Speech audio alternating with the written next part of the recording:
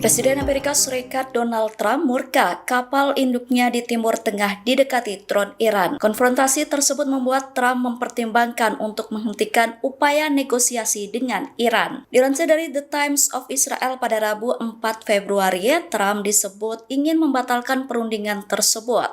Sejumlah analisis mengatakan bahwa serangan Iran ke kapal Amerika Serikat mencerminkan Teheran tidak komitmen dengan perundingan program nuklir. Adapun sebelumnya Amerika Serikat mengklaim telah menembak jatuh sebuah drone Iran yang mendekati kapal induknya di Timur Tengah.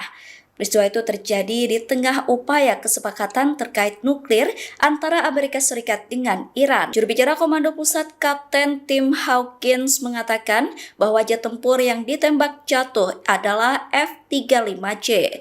Kapal induk tersebut dikirim ke Laut Arab bulan lalu di tengah peningkatan kekuatan Amerika Serikat.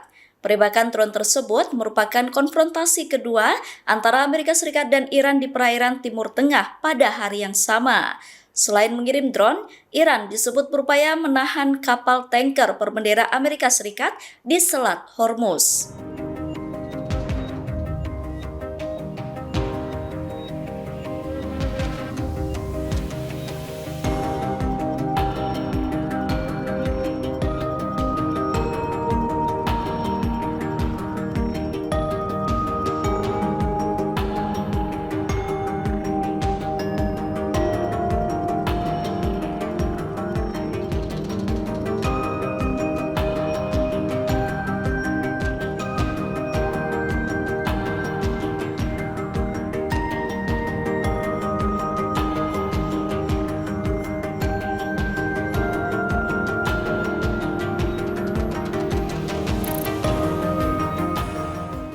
Download Tribun X sekarang, menghadirkan lokal menjadi Indonesia.